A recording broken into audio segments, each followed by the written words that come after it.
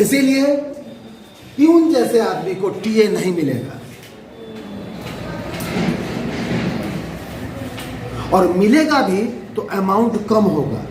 एक मैनेजर को जो एचआरए मिल रहा है 40%, प्यून को भी 40% दोगे तो पता चलेगा उसके मैनेजर के बराबर में सैलरी होगी।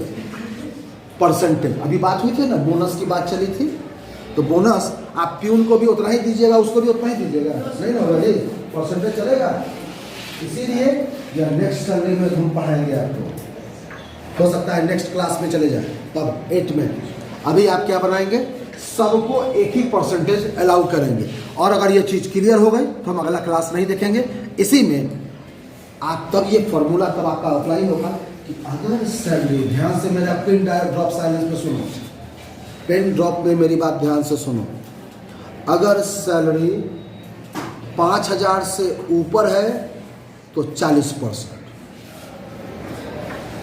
अगर 3,000 से ऊपर है तो 20%, और उससे नीचे है तो 10%। लॉजिक के साथ पैसा देंगे। कोई डाउट? कोई डाउट? बात सही है कि गलत है?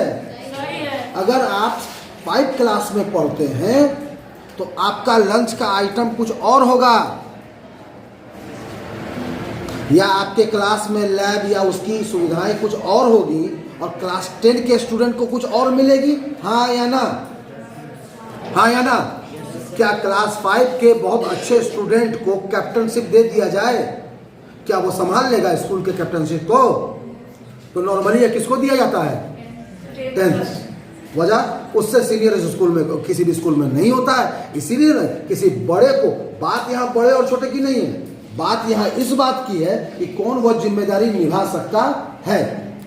जिम्मेदारी में क्या क्या चीज आएगी? हो सकता है लड़का लड़ने लगे, हो सकता है बच्ची रोने लगे, हो सकता है कैप्टन के खिलाफ कंप्लेन हो जाए, तो कंप्लेन झेलने की भी ताकत तो होनी चाहिए। क्लियर है? कोई डाउट है? तो पैकेज सैलरी समझ में आ गया, प्लेन सैलरी समझ में आ गई। तो ये जो बोर्ड पर है और सबको हम इक्वल देने जा रहे हैं, तो ये कौन सी सैलरी बनने जा रही है? Plain salary. क्योंकि ये खुद डीएम साहब को समझ में आता है कि प्यून को हम 70% दिए, बाप प्यून है, उसका पोस्ट कम है। जैसे डीएम को गाड़ी मिलती है ना, लाल बत्ती वाली या पीली बत्ती वाली गाड़ी मिलती है, हवलदार को भी दे दी जाए तो पता चलेगा पूरे डिपार्टमेंट में सिर्फ गाड़ी ही गाड़ी है, आदमी काम ही नहीं कर रहा है, सिर्फ गाड़ी में घूम रहा है। हाँ या ना? हाँ।